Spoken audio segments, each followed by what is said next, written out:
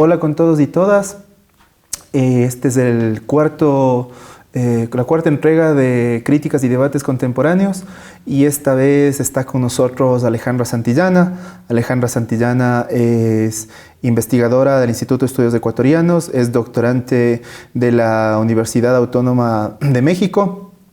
Fue profesora también en la Escuela de Sociología y sus temas de investigación son sobre feminismo, movimientos sociales y la izquierda.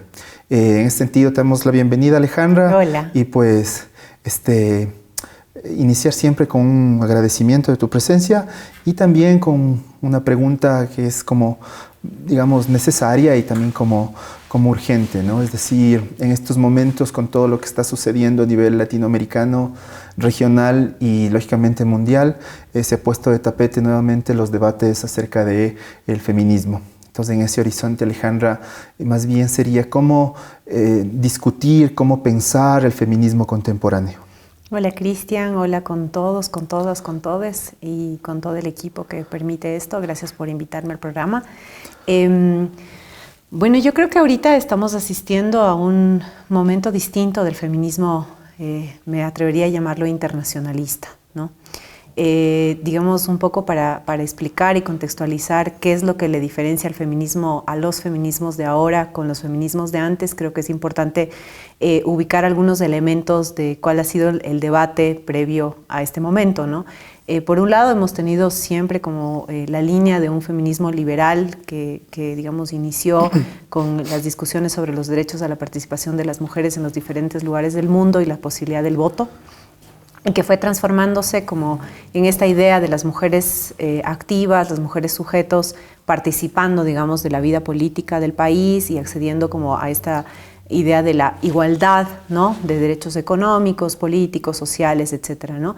Ese es un feminismo que siempre ha existido, digamos, que ha persistido en todo el siglo XX y que ha tenido algunas influencias, pero que en este momento llega a un límite, ¿no? Y el límite es fundamentalmente que es un feminismo liberal que termina acomodándose con el sistema, digamos, y además sin explicar por qué exactamente existe la opresión hacia las mujeres. Es decir, es un feminismo, ¿no? Se le llama ahora, haciendo referencia a la candidata a la presidencia de los Estados Unidos, Hillary Clinton, esta hilarización del feminismo, ¿no? Es, digamos, sí la lucha por la igualdad de las mujeres, pero en el contexto de un sistema capitalista. Pareciera que la opresión hacia nosotras es algo independiente de lo que ocurre en general en la humanidad, cómo se estructuran las relaciones, cómo está el trabajo, el valor, cuál es el lugar que nosotras ocupamos, ¿no? Entonces, es un feminismo que topó, que llegó a un límite, es decir, que no da cuenta de por qué nosotras seguimos siendo oprimidas, pero no da cuenta de la realidad de la mayor parte de las mujeres en el planeta, que son cada vez más pobres y cada vez más explotadas mientras más avanzan estas relaciones injustas y de desigualdad que genera el capitalismo, ¿no?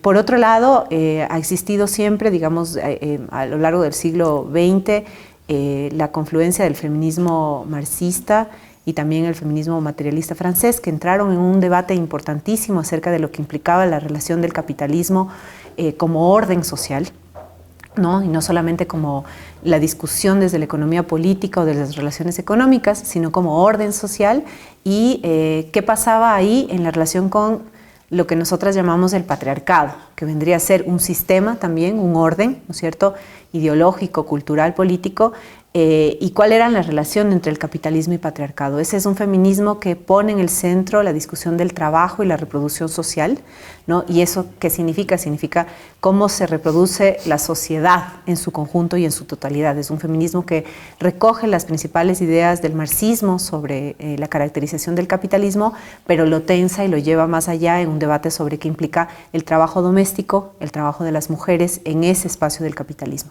Ese feminismo, sin embargo, llega también a un límite en el sentido de que entre los años 80 y los de 90 se pone en crisis el mismo proyecto socialista. Entonces es un feminismo que se alimenta como de varias corrientes, ¿no? Pero que en el momento de pensar la teoría política tiene un límite también. Entonces Eso no quiere decir que no exista el capitalismo y esos problemas, pero sí como corriente tiene ahí un momento como de desencuentro con lo que estaba ocurriendo a nivel mundial.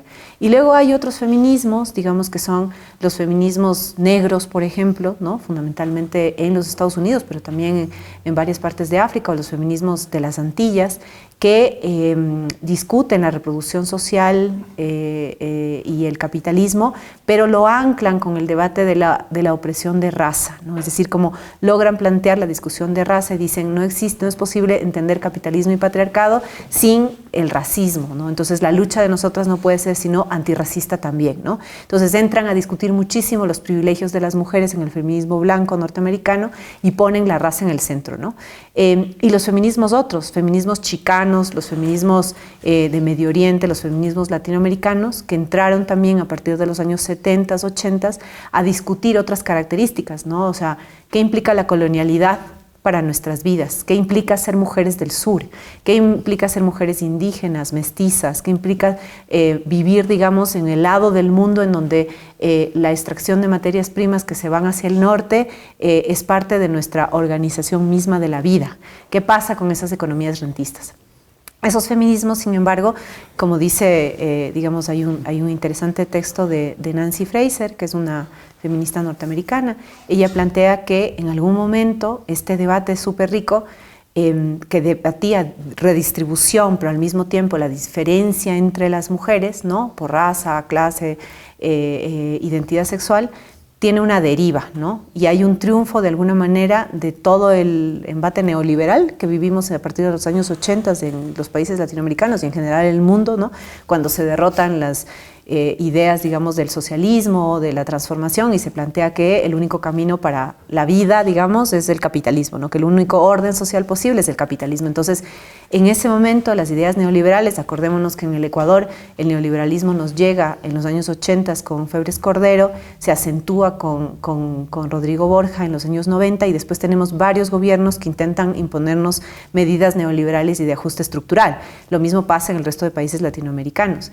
Ese neoliberalismo, que es una forma ideológica, digamos, y una estrategia de las clases dominantes para aumentar la tasa de ganancias en el mundo, termina también teniendo un triunfo sobre el feminismo, los feminismos que aparecieran con los feminismos de la diferencia, es decir, que no estaban discutiendo redistribución y justicia, sino estaban discutiendo las particularidades de cómo se estructura el poder en las mujeres, ¿no? Todos esos que llegan a unos límites, ahora, en la actualidad, para responder tu pregunta, desembocan en unos tipos distintos de feminismos que se mueven de manera diferente y que tienen estas corrientes que les atraviesan permanentemente, ¿no? Pero que yo me atrevería a decir que lo que vemos, sobre todo en América Latina o en países como España, como Polonia, como Italia, ¿no? Como la misma Turquía en el último 8 de marzo, ¿no? Es un feminismo que desborda. Yo le llamaría un feminismo del desborde, un feminismo internacionalista que desborda todo, porque no solamente discute identidad, sino también pone en el centro el debate del trabajo, de la vida, de la reproducción social, de cuál es el origen del capitalismo y cómo no podemos entenderlo sin patriarcado, del cuerpo como espacio de muerte también, como proyecto de muerte del capital, pero también como espacio de resistencia y de lucha. Es decir, es un feminismo que se alimenta de las mejores tradiciones de organización social de nuestros pueblos, movimiento estudiantil, movimiento de los trabajadores, el mismo movimiento indígena, ¿no? La lucha por los desaparecidos, por los derechos humanos y demás, pero que los resignifica y los desborda. Es decir, utiliza, agarra ciertos elementos, la huelga, el paro, las movilizaciones, pero las resignifica y los desborda porque ya lo que se está planteando no es la lucha por la igualdad, es la lucha por la justicia social y por la transformación de todo. A mí me parece como interesante lo que vos estás planteando en relación a estas tensiones, ¿no es cierto?, entre los feminismos, digamos, existentes, los feminismos, digamos, emergentes. Y ahí yo quisiera, digamos, un poco como posibilitar una discusión, más bien un análisis, una reflexión es ¿qué es lo que caracteriza, digamos, el feminismo desde el sur? ¿Sí? ¿Qué es lo que, digamos, le vuelve, yo no diría, por así decirlo, particular. Pero ¿qué es lo que caracteriza en cierto modo la posibilidad de pensar, hacer en relación, digamos, a otras emergencias y a otras luchas que se llevan en torno, digamos, a esta idea de el feminismo? Y sobre eso también decir, con esto que vos dices, habría la posibilidad de no poner, digamos, en singular feminismo, sino feminismos, ¿no es cierto? Es decir, sobre eso, ¿cómo entender, digamos, estas caracterizaciones de los feminismos de la región? El ecuatoriano, el colombiano, el chileno, el argentino, el uruguayo, digamos, ¿no? Como tal. Bueno, yo creo que para entender los feminismos, y tal vez ahí es importante decir a la audiencia, no hay una sola definición de feminismos, pero si me preguntas qué es el feminismo, es como es una práctica política, es una teoría y es un lugar ético. Entonces, yo creo ¿entraría que también ahí el problema del cuerpo, por ejemplo? ¿Es también una forma nueva o una forma de vivir el cuerpo? sí, es una forma nueva de vivir el cuerpo, el deseo, de plantear el valor, el trabajo, de discutir el poder. O sea, es como los feminismos han logrado construir teorías bastante complejas que permiten dar cuenta de la totalidad de la realidad. Es decir, no nos quedamos solamente en la discusión de la deriva economicista de algunos marxismos, por ejemplo, o nos quedamos solamente en la discusión del cuerpo de ciertos feminismos posmodernos. Yo creo que el feminismo actual está planteando que no es posible pensar cuerpo sin trabajo, y tampoco es posible pensar trabajo sin lucha, y no es posible pensar cuerpo sin vida, y también los límites de lo que implica la vida digna, de lo que implica la muerte, y por lo tanto de lo que va a pasar con la humanidad. Es decir, yo creo que y eso es una cosa que me parece central para caracterizar el momento, los feminismos actuales se corresponden con el momento actual de la humanidad. Y ahí yo creo que es súper importante pensar en qué momento de la humanidad nos encontramos. Hay una filósofa catalana que a mí me gusta mucho, que es Marina Garcés. Ella tiene en su último libro sobre Nueva Ilustración Radical, ella plantea una cosa que a mí me parece absolutamente potente y lúcida, ¿no? Ella dice, si la modernidad nos planteaba la idea del progreso y el futuro como posibilidad, ¿no?, de transformación, con estas ilustraciones importantes, ¿no?, en este primer momento de la modernidad, o de esta modernidad, de estas varias modernidades alternativas, pues, ¿no?, en donde la modernidad que triunfa es la modernidad de la razón instrumental, es decir, la modernidad que abriga, digamos, de alguna manera la ética capitalista, la modernidad que llega con un proyecto civilizatorio para nuestros territorios, afines, ¿no? Claro, afines.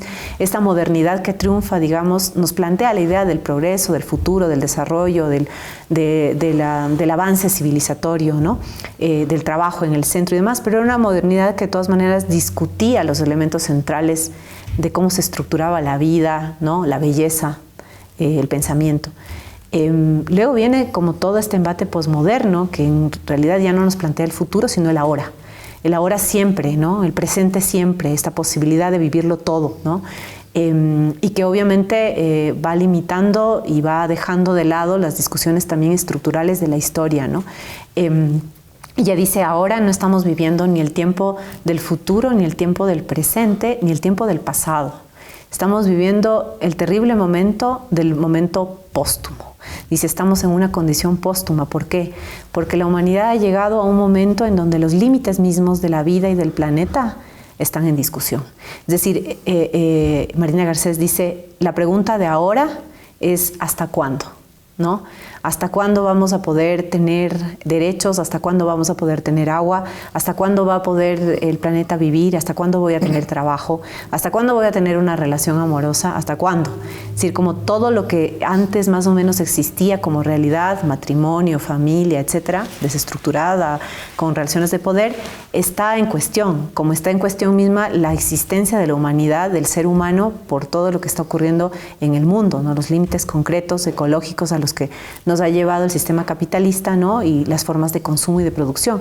Entonces, este es un momento muy complejo que está además atravesado por un elemento que La antropóloga argentina brasileñizada Rita Segato dice, ¿no?, que es como la violencia estructura nuestras vidas, ya no es un elemento marginal, es una forma que estructura y define nuestras vidas.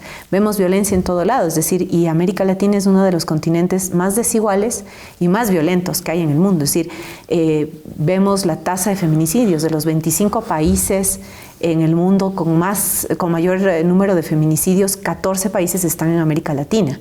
Vemos niveles de explotación brutales a los sectores trabajadores, a los jóvenes, ¿no?, hombres y mujeres que viven la precariedad y la incertidumbre como forma de vida, donde no sabes si vas a tener trabajo, pero donde en muchos de los sectores de las barriadas, en todos los países, en los guasmos del mundo, en los pueblos jóvenes del mundo, en las favelas del mundo, no saben siquiera si van a poder vivir más allá de los 18 años, porque la violencia del narco define sus vidas. Entonces, este es un momento en donde, si la violencia y las condiciones concretas para poder seguir existiendo como humanidad nos están preguntando por dónde seguir y qué hacer, creo que los feminismos del sur se caracterizan por un lado, reconocer esa compleja realidad en la que atravesamos, ¿no?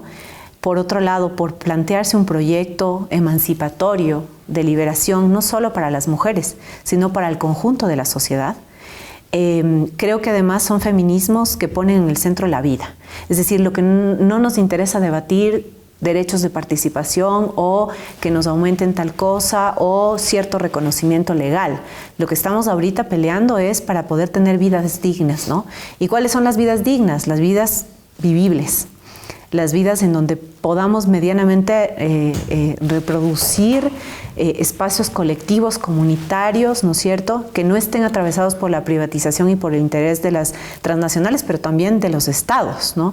Entonces, creo que ahí esos feminismos que están siempre en disputa, distintos, con contradicciones, no es que todas nos llevamos bien, no es que todas somos grandes hermanas, ni nada por el estilo, o sea, porque es un debate de poder, también es una discusión de poder, pone el poder y construye el poder, pero de una manera diferente. Por ejemplo, el movimiento del sur, el movimiento feminista del cono sur, las argentinas, las uruguayas, ¿no?, y las chilenas, en este momento nos están mostrando que es posible hacer política de otra manera.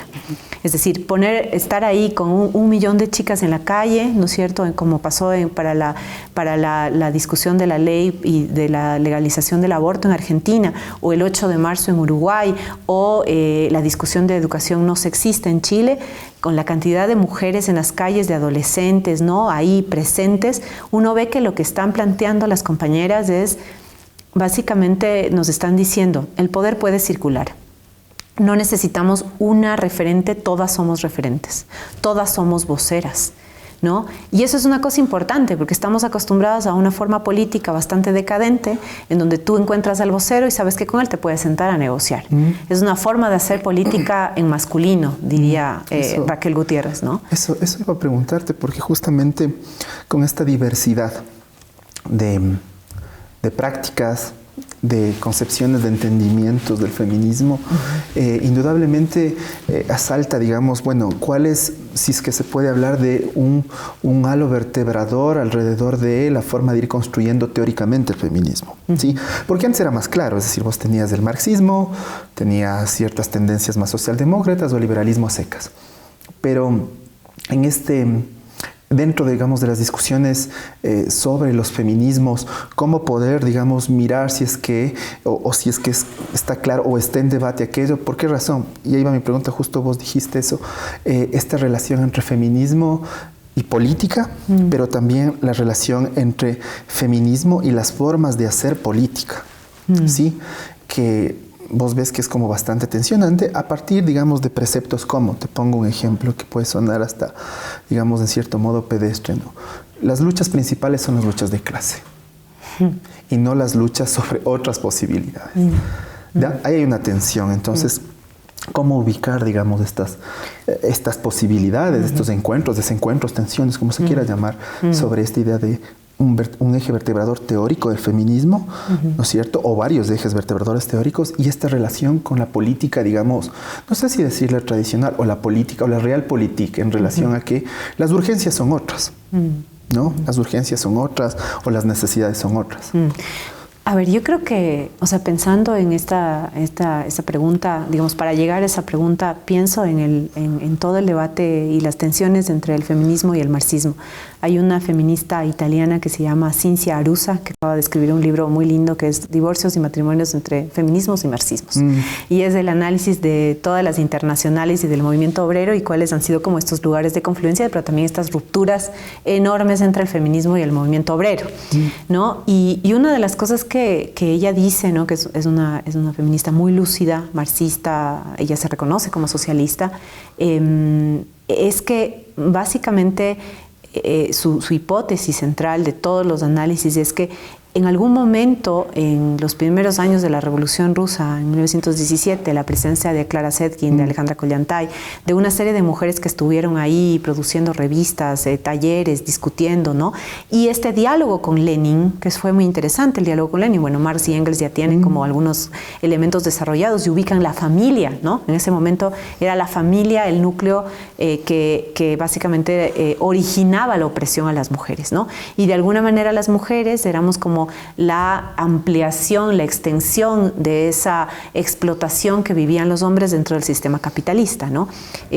Los marxistas de esa época estaban muy claros en señalar que las mujeres de la clase trabajadora eran una especie de esclavas, ¿no? De hecho, Lenin habla de trabajo doméstico, de esclavitud doméstica, ¿no? Entonces, ubican bien que existe ahí un tema muy complejo donde las mujeres en el seno de los hogares terminan ocupando ese lugar de servidumbre y de esclavitud sin derechos, oprimidas, subordinadas siempre a los deseos, digamos, de los hombres, ¿no? Que eso es muy interesante de ese primer marxismo, digamos así, y cómo estas otras compañeras plantean la necesidad de reconocer a la mujer dentro del trabajo. El límite de ese momento, el límite de la discusión ahí, tiene que ver con que, a pesar de que hay un reconocimiento del trabajo doméstico y por lo tanto de la reproducción social del capital, para ellos la posibilidad, la salida de las mujeres era cuando dejaran el espacio de lo doméstico y entraran al espacio de lo productivo. Lo que hemos visto es que el capitalismo no es un problema solo de reglas económicas. Al ser un orden social, el capitalismo mismo ha construido pues una forma en donde va comiéndose, ¿no? Procesando y utilizando varios de los fenómenos y de las realidades del mundo a lo largo de toda la historia pues, del modo de producción capitalista, y las transforma y las vuelve para su beneficio. Es decir, las mujeres llegamos o sea, en ese momento que ocupábamos tal, habían pocas mujeres en el sector, o sea, habían varias mujeres y niños, digamos, en el sector trabajador, pero la tasa de aumento de las mujeres que entran al sector productivo se da, y con salario quiero decir, se da en un momento en donde el capital requiere también que nosotras no solamente estemos en el espacio de lo reproductivo, es decir, en los quehaceres de la casa, en el cuidado de los niños, en la lavada, en la planchada, en todo lo demás, sino que además salgamos al mercado laboral donde podemos acceder a un salario. Eso que para los marxistas en algún momento de esa primera ola, digamos, era como la posibilidad de nuestra liberación, ¿no? No es una simple caracterización. Organizó muchas de las luchas de las mujeres para poder ser parte de este sector productivo y poder así alcanzar el estatus de trabajador obrero y por lo tanto acceder a un salario y en esa medida adquirir conciencia de clase, ¿no? Esta lectura es una lectura que alcanza sus límites con las críticas desde el feminismo marxista de varias de las corrientes italianas en los años 70 que miran, por ejemplo, la entrada de las mujeres, la gran entrada masiva de las mujeres al sector de trabajo y cómo, a pesar de que entramos al sector de trabajo, seguimos, ¿no es cierto?, en el lugar de la opresión. ¿Cómo explicas esto? Entonces, claro, las liberales dirán es un problema ideológico, porque la ideología es separada de la materialidad, ¿no es cierto? Pero estas feministas marxistas italianas, entre esas Silvia Federici, que es una de las más conocidas, pero muchas otras feministas negras en los Estados Unidos, feministas marxistas que existían en esa época, comienzan a discutir y a decir, a ver, un ratito, no es ni una derivación de lo económico, nuestra opresión, no es un problema marginal y aislado y no se va a resolver entrando al mercado laboral productivo. El problema real que estructura esto es la discusión de cómo el capitalismo y el patriarcado coexisten, se alimentan y no podemos pensarlo, y obviamente con la discusión de la raza, no podemos pensarlos como sistemas absolutamente separados e independientes. Tienen que ver, se articulan, se crean. Entonces, ¿qué dice, por ejemplo, Silvia Federici? Dice, a ver, un momento, en la etapa de la humanidad en donde se estaba generando las primeras fuerzas capitalistas, es decir, cuando hay este paso de los sectores rurales hacia las ciudades y la conformación misma de las ciudades burguesas, ¿no es cierto? Lo que vemos ahí es que las mujeres que estaban ocupando, las mujeres que tenían un estatus diferente antes del capitalismo y que tenían, sí, relaciones de poder, etcétera, pero que finalmente tenían mucho más libertad de control de su cuerpo, muchas más posibilidades de creación de saberes, otros lugares en la sociedad misma. Cuando aparece el capitalismo, cuando se va creando el capitalismo, las mujeres pasamos a ocupar el único lugar de reproducción de la fuerza de trabajo. Y al ocuparnos de eso, es decir, porque nosotras somos potencialmente madres, al ser potencialmente madres somos las que damos vida al trabajador, digamos así, ¿no? Y entonces los sectores trabajadores, las mujeres de sectores trabajadores tienen como función reproducir la mano de obra necesaria para el capitalismo. Y además de eso, garantizar la reproducción de esa mano de obra que acaba de salir de nosotras, digámoslo así, ¿no? Entonces, lo genial de todas estas discusiones feministas es que nos ponen a discutir y nos muestran que no era el lugar de la producción el único lugar donde podíamos desarrollar una estrategia política, que era en el lugar de la reproducción de lo social, en donde nosotras ya estábamos como sujetas y actoras políticas capaces de discutir. Es por eso que en los años 70 el debate sobre la exigencia de un salario para el trabajo reproductivo se volvió una de las demandas tácticas del movimiento feminista radical marxista de esa época, ¿no? Es como, a ver, si es que lo que estamos ahorita valorando tiene que ver con la expresión del salario monetario, en el caso de los hombres, ¿por qué nosotras no vamos a ser compensadas también, digamos, por nuestro trabajo en lo reproductivo? Con el pasar de los años y con todas las transformaciones del capitalismo, hemos llegado a la conclusión, y por eso también la discusión de la igualdad. ¿Realmente queremos ser iguales a los hombres explotados? ¿Realmente queremos que la expresión del salario defina el valor de nuestro trabajo? Y yo creo que ahí el feminismo, regresando a los feminismos, las tensiones que tú planteabas en el sur, las compañeras en una especie de articulación internacionalista, las islandesas que hicieron su huelga, las polacas que hicieron su huelga también en contra de la criminalización del aborto, y las argentinas que se convocaron a un gran paro y una huelga del 8 de marzo desde hace 2 años, y que además es producto de todas las movilizaciones en contra del feminicidio, de los feminicidios que estamos viviendo pues en este continente. Lo que plantean es una cosa que a mí me parece de una lucidez, de una genialidad y de una sensibilidad, ¿no? Ellas dicen, si nos están matando, es decir, si nuestros cuerpos no valen, entonces produzcan sin nosotras. Esa era como la lógica que organiza el paro. Y ese produzcan sin nosotras no es solamente no voy al trabajo productivo, es no voy a trabajar en lo reproductivo. La característica de los paros de los últimos años, ¿no? De los 8 de marzo que se han vuelto las fechas de una gran huelga internacionalista, es decir, 300.000 mujeres puestas en Italia, 5 millones de personas en España la última vez, 500.000 mujeres solamente en la ciudad de Buenos Aires, en Montevideo también, unas marchas absolutamente impresionantes, ¿no? Nos muestran que efectivamente esta discusión de cuál es la contradicción fundamental y cuál es la contradicción secundaria, qué explica lo abstracto, qué lo concreto, qué explica lo universal, qué lo particular, no tienen sentido. Y no tuvieron nunca sentido, pero ahora tienen menos sentido que nunca. Quiero decir, la lucha de clases, y ahí cito nuevamente a Ciencia Arusa, ¿qué es esto si no lucha de clases? ¿Qué es la huelga de las mujeres si no lucha de clases? Es también lucha de clases. El feminismo, digamos, estos feminismos alimentan la lucha de clases, no son un obstáculo para ella. Es decir, si el movimiento obrero de los trabajadores de la izquierda sigue insistiendo en que somos un obstáculo para alcanzar la revolución, pues básicamente no están entendiendo nada de lo que pasa en la vida. O si no, ¿cuál es el gran movimiento internacionalista que ha logrado que mujeres de más de 20 países hayan salido un día autoconvocadas a las calles? Es decir, no hay ningún movimiento, ni el obrero, ni el estudiantil, ni el campesino. Somos las mujeres las que en los últimos años hemos podido salir simultáneamente en varios países, y hemos salido ¿por qué? por la vida, en contra de los feminicidios, pero hemos salido también para discutir qué es trabajo, qué es valor, ¿no? ¿Qué estamos nosotras produciendo? ¿Qué no se nos reconoce?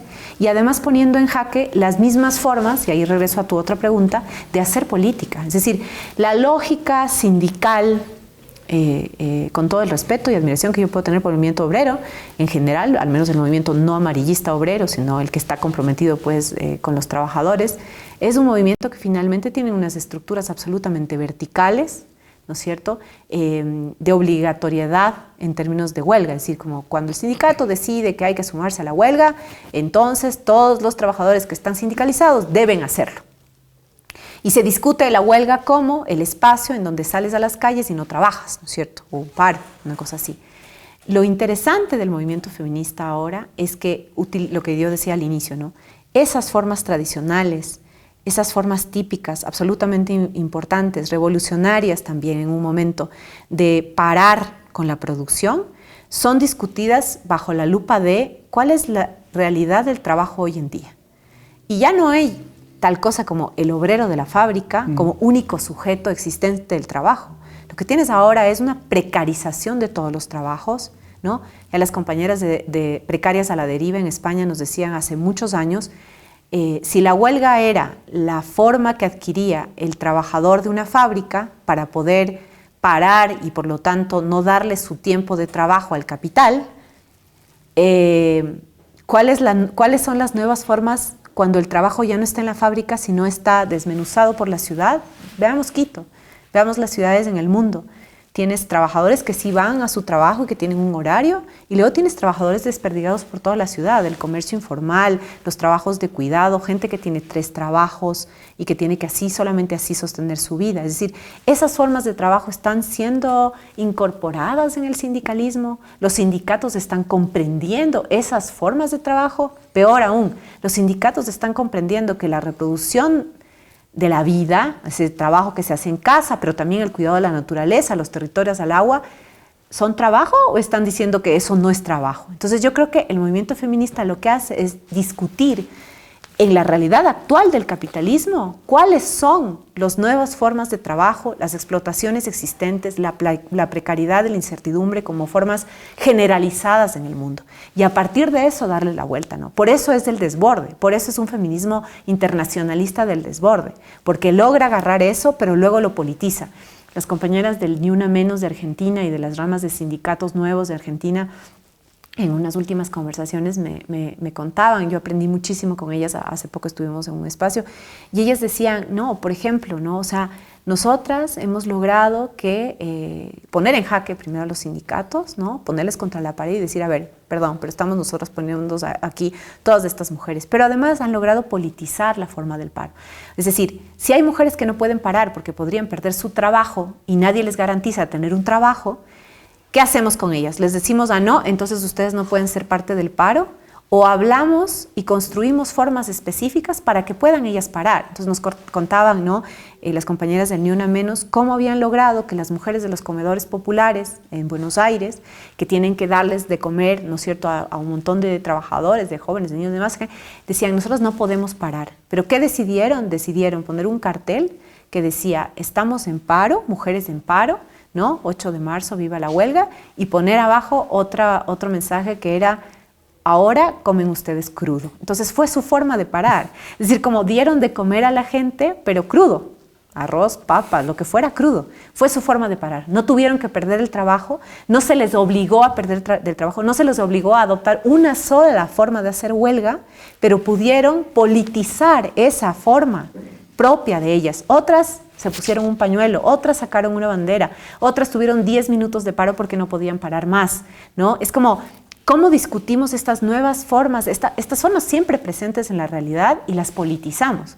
Entonces yo creo que ahí estas formas de hacer política son distintas, ¿no? O como lo que te decía, o sea, tú ves 1 millón de chicas en las calles en Argentina, ves 1 millón que se quedaron toda la madrugada para ver qué pasaba con la discusión de la ley por la legalización del aborto gratuito, y no ves una cabeza, ves que todas son cabeza, es decir, todas somos voceras, todas somos un gran cuerpo colectivo, ¿no?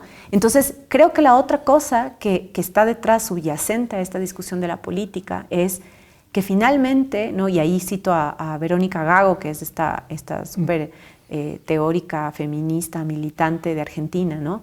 Los paros se convirtieron en un proceso, no en un evento. Por lo tanto, son procesos pedagógicos que nos enseñan, que aprendemos juntas, ¿no? Que nos permiten entre mujeres, ¿no? Yo creo que justamente la voz de las mujeres y del feminismo, con todas sus contradicciones en este momento, es finalmente la lucha por esas vidas dignas frente a un proyecto de muerte del capital, del patriarcado, de la colonialidad, ¿no es cierto?, que nos limita las posibilidades de reproducción social de la manera más injusta, que nos privatiza los recursos naturales, que sigue explotando los territorios, que nos genera más explotación en nuestras vidas, digamos, de trabajo.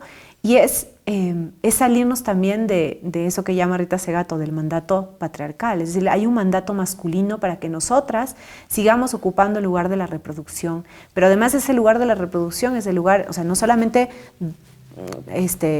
somos madres casi obligadas, en el caso del Ecuador al menos obligatoriamente madres, porque no podemos ni siquiera interrumpir el embarazo no deseado, sino que además de eso, si no somos madres, por ejemplo, yo no soy mamá, igual tengo la función de la reproducción social de la vida, igual tengo el lugar del cuidado de la vida, ¿no es cierto?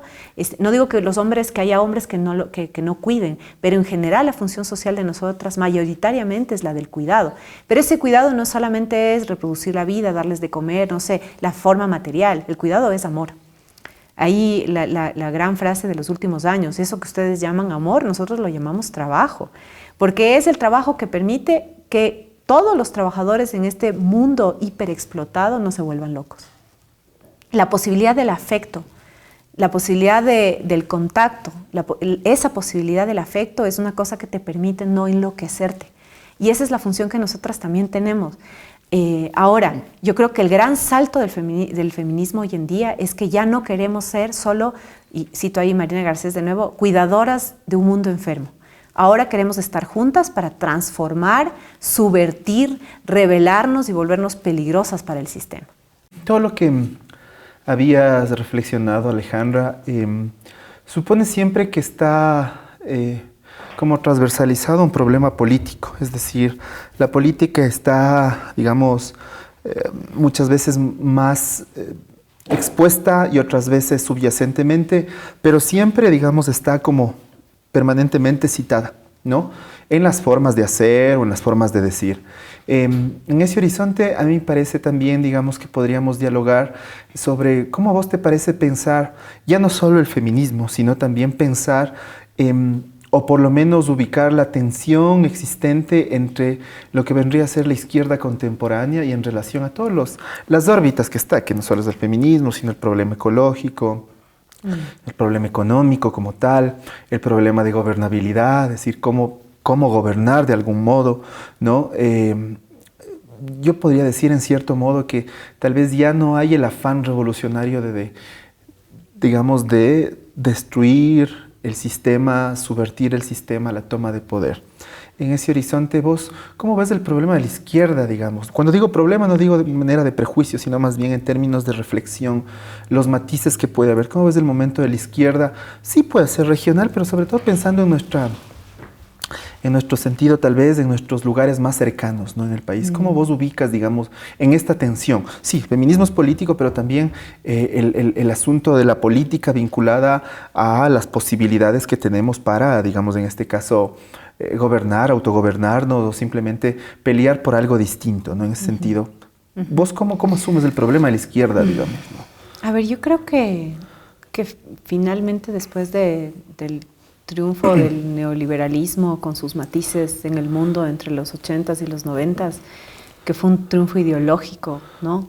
Y que implicó obviamente en este momento del capitalismo un momento de mayor explotación y precarización para las grandes mayorías en nuestros países fundamentalmente, y todos estos ajustes estructurales que nos quitaron políticas de inversión social. Bueno, a ratos no sé si nos quitaron mucho, porque en realidad tampoco es que habían tanto, pero en todo caso cierta idea de bienestar, de proyecto de industrialización que hubo en nuestros países en los años 70, el neoliberalismo viene a poner la hegemonía del capital financiero como si fuera algo separado del capital productivo, ¿no? Y nos convence en una forma absolutamente ¿no? de que la lógica de nuestras vidas tiene que ser la lógica del trabajo, ¿no? Que además de eso debemos ser emprendedores, que además de eso, digamos, el Estado tiene ciertos roles, pero hay que dejar que el mercado capitalista actúe, ¿no? Es decir, todas esas ideas que aparecieron y que fueron construyendo el predominio de lo individual como una forma de resolver el problema de la voluntad para resolver la pobreza, como si el problema de la desigualdad fuera un asunto de que yo decido, ¿no es cierto?, superarme y que por lo tanto ya con mi única voluntad y deseo de superación los problemas se van a resolver, es decir, como la lógica del país de los emprendedores y de los microcréditos, ¿no? Creo que ese neoliberalismo que vivimos, los países como Ecuador o como Bolivia, lo vivimos de una forma distinta, en donde la movilización social, la presencia del movimiento indígena como un referente político, ético, ¿no? Que agregaba esos otros sentidos y que también, la intención siempre, permitía también resignificar, reactualizar a esa izquierda que venía de un proceso de derrota muy complejo en los años 80, ¿no? Una izquierda que había logrado importantes movilizaciones, huelgas, en el caso del Ecuador, ¿no? Que había puesto en jaque a muchas de las discusiones de las oligarquías y que sin embargo, ¿no? Como movimiento obrero sindical, estaban ya a las puertas de una crisis evidente, entre otras cosas, no solamente por los embates del capitalismo, entre otras cosas porque no tuvieron la capacidad para representar el conjunto de luchas populares, democráticas y sociales que se estaban gestando en esos momentos, ¿no? Es el movimiento indígena el que va a entender y sintonizarse, generar cierta empatía con el conjunto de la sociedad y sus demandas, digamos, por justicia, redistribución, pero también por participación, ¿no? O sea, donde la política no era un problema de representación de partidos únicamente, sino que era una discusión sobre la participación plena, real, activa, y en donde la política además estaba en las calles, fundamentalmente, ¿no? Yo creo que ese momento nos muestra, ¿no?, cómo la enorme capacidad de los años 90 de los diferentes actores políticos, ¿no?, desde el movimiento indígena hasta los frentes populares, los estudiantes, los pequeños colectivos, los núcleos, etcétera, que fueron asomando, apareciendo, que algunos que venían de una tradición histórica, pero que, claro, con la crisis del socialismo como proyecto político, venían a también dotarse de nueva energía en este nuevo proyecto transitorio antineoliberal, ¿no? Creo que eso le permitió a la izquierda de alguna manera oxigenarse. También es cierto que se empezó a discutir en ese rato los límites, las diferenciaciones entre izquierda y derecha, es decir, el triunfo también del neoliberalismo implicó que nos hablen de una especie de sociedad posideológica, ¿no?, pospolítica, posideológica, es decir, que más allá de lo ideológico y de lo político habían como aparentemente otros referentes y otras claves para comprender cómo se estaba estructurando la sociedad política en el Ecuador y en otros países, ¿no? Pero la fuerza de la movilización permitió que varias cosas nosotros podamos entender, y digo nosotros porque estuvimos ahí, digo porque somos una generación que estuvo en las calles, al menos yo me reconozco en esas luchas, ¿no? Y son luchas que iban desde la discusión de la plurinacionalidad como proyecto político, pasando por una forma claramente antiextractiva en los territorios petroleros, ¿no?, como también en una discusión sobre todas las medidas antipopulares, y con eso me refiero a que eran medidas contra el pueblo, y que estaban ahí orquestadas por las élites que llegaban al poder de manera representativa por la democracia electoral, digamos, ¿no? Las movilizaciones, a mi modo de entender, y en ese sentido la izquierda como un sujeto plural, diverso, amplio, contradictorio, en tensión, logra mostrarnos el carácter del proyecto de las élites, ¿no? Donde el proyecto de las élites claramente no era un proyecto nacional, ¿no? Las élites en nuestros países generalmente se caracterizan por ser élites regionales que no logran resolver su problema de proyecto político nacional, y mucho más en países como el Ecuador, ¿no? Nos mostró entonces esa debilidad del proyecto de las élites, a pesar de su sintonía con el proyecto de las élites a nivel mundial, digámoslo así, como proyecto neoliberal. Nos muestra también la posibilidad de pensar el Estado en esta relación muy presente, sobre todo en las comunidades, ¿no?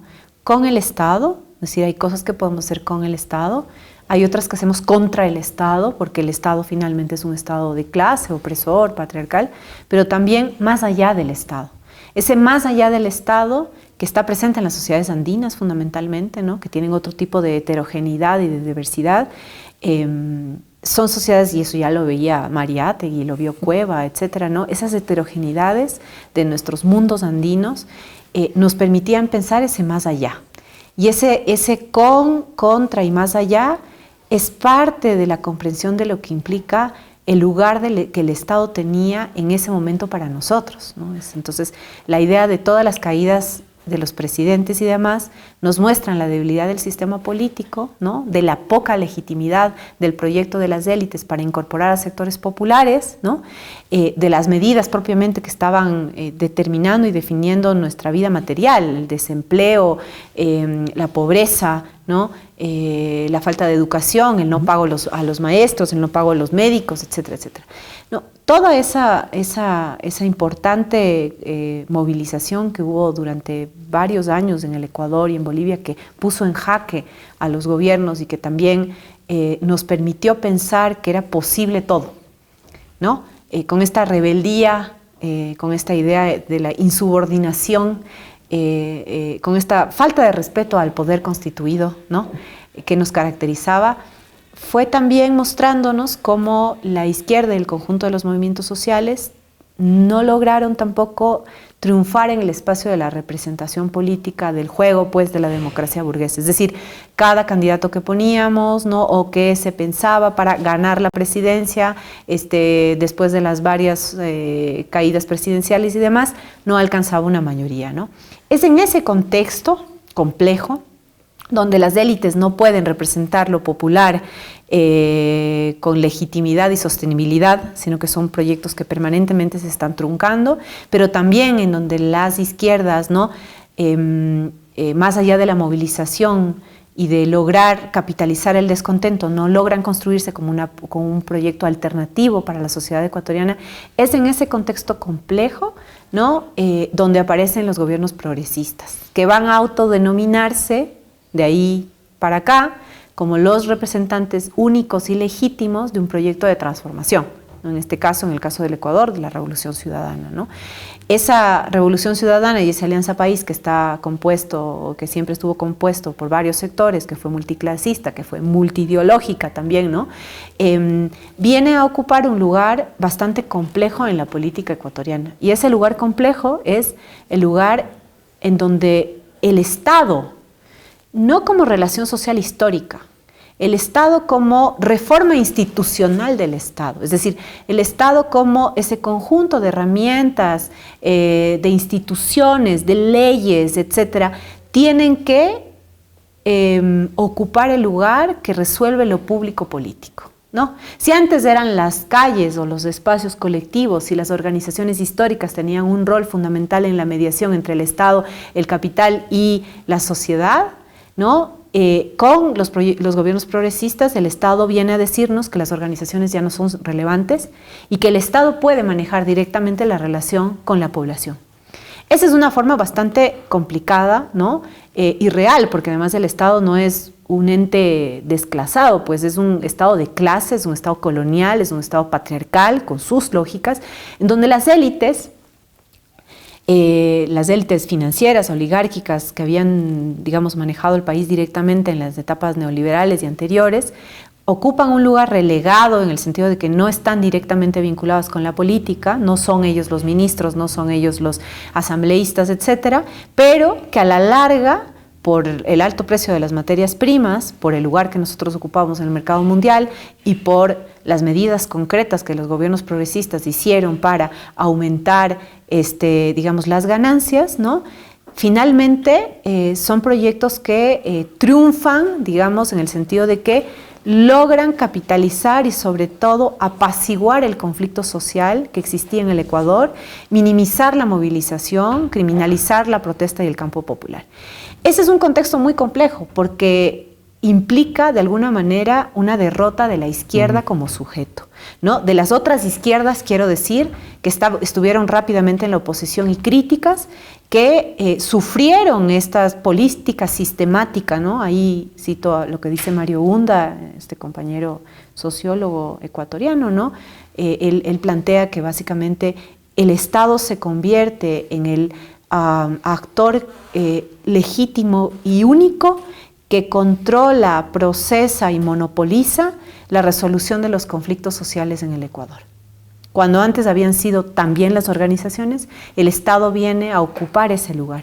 Y eso pone en tensión al conjunto de las organizaciones del campo popular que pasan básicamente de un intento de construir una propuesta en los años 90 a ser una fuerza absolutamente a la defensiva en los años posteriores. ¿Cómo vincular esto con el feminismo y con estas discusiones? O sea, yo creo que estamos atravesando por un momento, en el caso del Ecuador, sumamente complejo, de un campo popular debilitado por las prácticas y las políticas del correísmo para desmontar a las organizaciones, ¿no?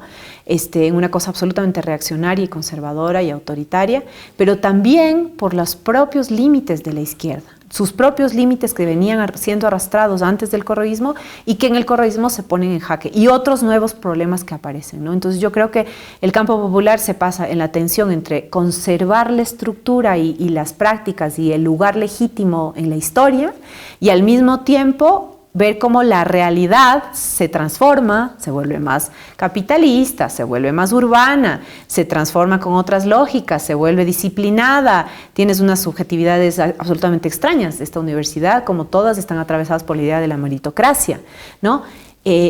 Esa transformación de la realidad, la izquierda todavía no alcanza a comprender y por lo tanto a incorporarla en términos políticos. Eso, ¿no? Eso que vemos como distancia es la despolitización de la sociedad ecuatoriana. Y esa despolitización de la sociedad ecuatoriana solo se va a poder resolver cuando la izquierda logre, digamos, superar también esta dinámica estadocentrista. No digo que no sea importante el Estado, pero estadocentrista, esta enorme y eterna campaña electoral en la que vivimos los últimos 10 años, cada año hay elecciones, todos nos metemos a las elecciones como único espacio o como espacio prioritario, primordial, y con eso tampoco digo que me niego a las elecciones, pero creo que es necesario que discutamos hacia dónde va nuestra energía y cuál es este proyecto político transitorio que requerimos para volver a tener fuerza, ¿no? Y necesariamente, yo ahí sí debo decir, necesariamente la izquierda tiene que empezar a discutir, creo que en algunos espacios se está empezando a hacer, qué significa ser una izquierda hoy en día, una izquierda que le cuesta mucho decirse feminista, pero también le cuesta decirse mucho antipatriarcal.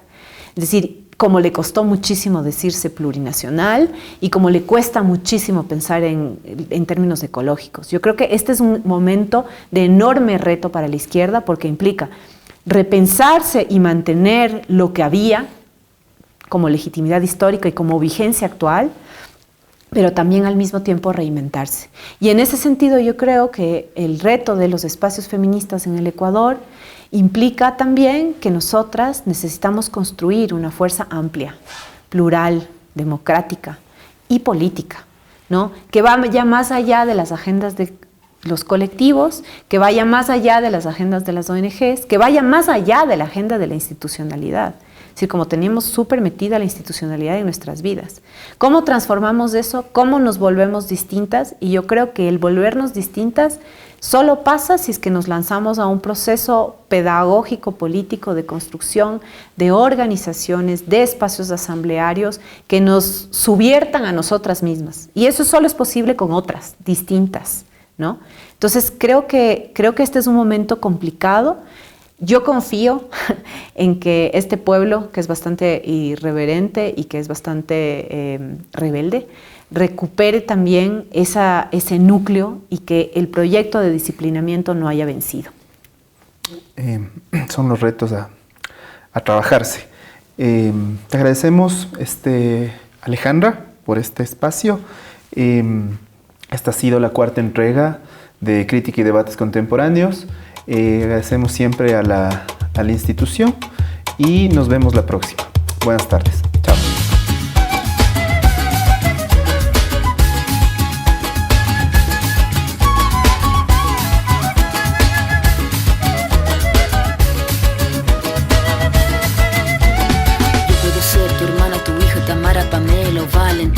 Puedo ser tu gran amiga, incluso tu compañera de vida. Yo puedo ser tu gran aliada, la que aconseja y la que apaña. Yo puedo ser cualquiera de todas, depende de cómo tú me apodas. Pero no voy a ser la que obedece, porque mi cuerpo me pertenece. Yo decido de mi tiempo, como quiero y donde quiero.